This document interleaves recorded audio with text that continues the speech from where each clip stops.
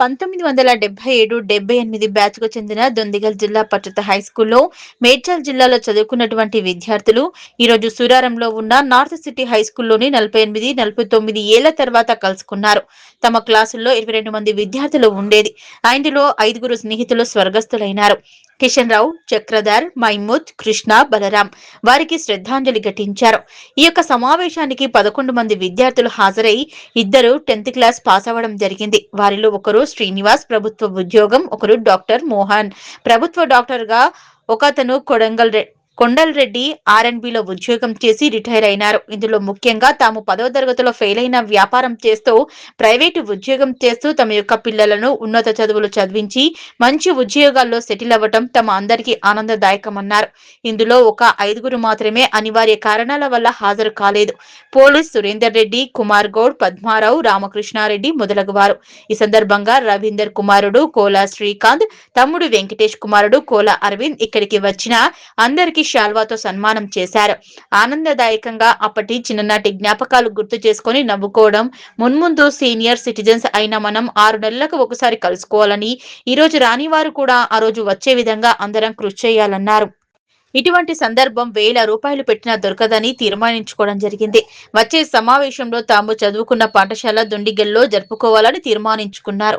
కొన్నేళ్ల తర్వాత మొదటిసారిగా సామాజిక పర్యావరణ ప్రేమికుడు కోలా రవీందర్ మృజాద్ ఆధ్వర్యంలో సమావేశం ఏర్పాటు చేసుకున్నారు. డాక్టర్ మోహన్ నాయక్ మాట్లాడుతూ మనుమలు మనుమరాళ్లు మంచి చదువులు చదివించాలని కోరడం జరిగింది. కొండల్రెడ్డి మాట్లాడుతూ వ్యవసాయంపై దృష్టి పెట్టాలన్నారు. సత్తిరెడ్డి మాట్లాడుతూ పారిశ్రామిక రంగంలో పాల్గొనాలని, వ్యాపారం చేయాలన్నారు.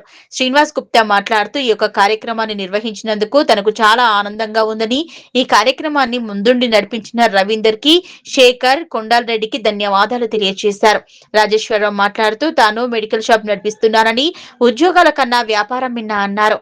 రవీందర్ ముద్రాజ్ మాట్లాడుతూ మనమంతా చదువులో వెనుకబడి ఉన్న సమాజంలో మంచి గుర్తింపు తెచ్చుకున్నాం.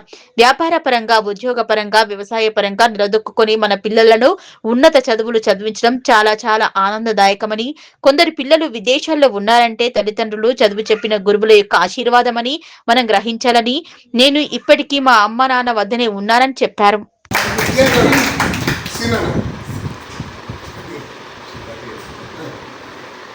పూర్వ విద్యార్థుల ఆత్మీయ సమ్మేళనం అంటే పూర్వ విద్యార్థులు అంటే మేము 1977-78లో మేము ఎస్ఎస్సి పాస్ అయిపోయినాం అనమాట. అంటే ఎస్ఎస్సి పాస్ మీన్స్ ఎస్ఎస్సి అయిపోయినాం.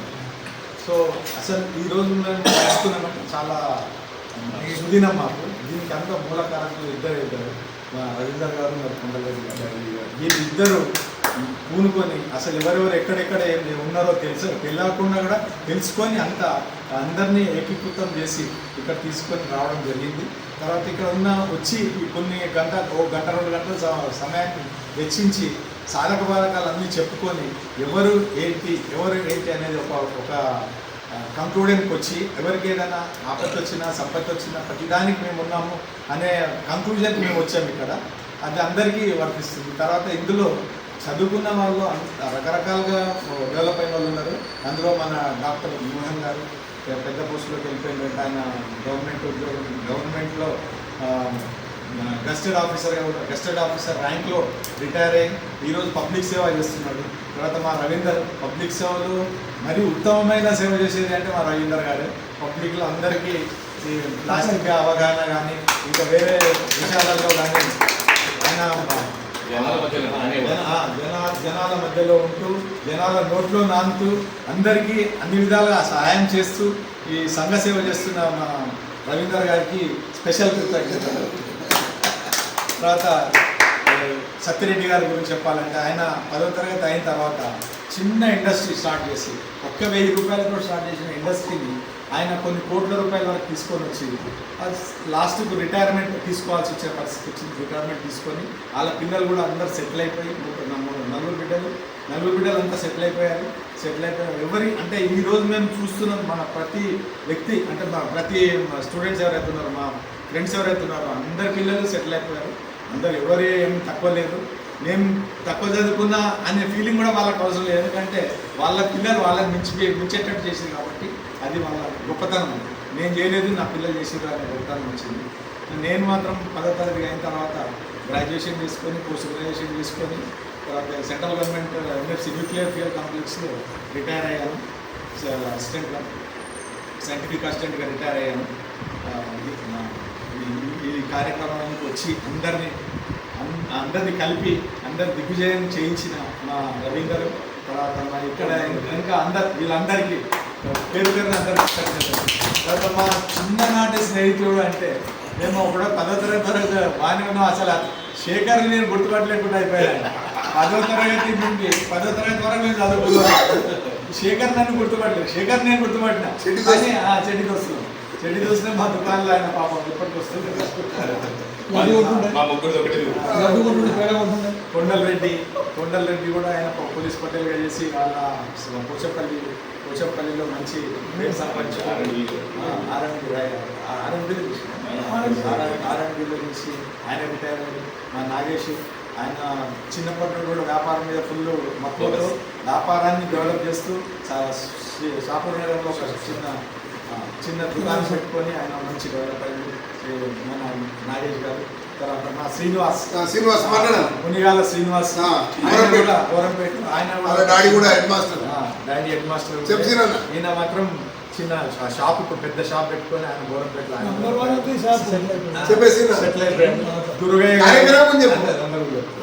దుర్గయ్య గారు హిందుస్థాన్ కంపెనీ. దుర్గయ్య గారు కూడా మా క్లాస్మేట్. ఆయన ఈ రోజులో సెటిల్ అయిపోయి ఆయన అంతా ఆయన మంచిగా ఉన్నారు. మా పోతే మా నరసింహారావు, కోడూరు నరసింహారావు గారు వాళ్ళ చిన్నాన్న ఇతడు Venkatesh, doctor Venkatesh and IPS. ఆయన మహారాష్ట్రలో ఐపీఎస్గా ఉండి రిటైర్ అయిపోయి డీజీపీగా రిటైర్ అయ్యి ఆయన మంచి పేరు ప్రఖ్యాతులు సంపాదించిన లీగల్ పేరు తెచ్చిండ్రు. ఆయన కోడూరు నరసింహారావు, ఆయన కూడా షాపు, ఆయన మంచి డెవలప్ చేసుకున్నారు. ఆయన షాపు, ఆయన ఇద్దరు పిల్లలు మంచి సెటిల్ అయిపోయారు. తర్వాత మా శేఖర్, ఆయన కొడుకు ఒక డాక్టర్, ఇంకా కొడుకు ఇంజనీర్, పాప ఇంజనీర్. రాజేష్ గురించి నాకు అంత తెలియదు, కానీ ఇప్పుడు తెలిసింది ఏంటంటే ఒక మెడికల్ కాలేజ్, ఒక ఆర్ఎంపీ డాక్టర్గా సేవ చేస్తున్నారు. నేనైతే మా డాక్టర్ ఎంబీబీఎస్ పరిచయం చేశాను.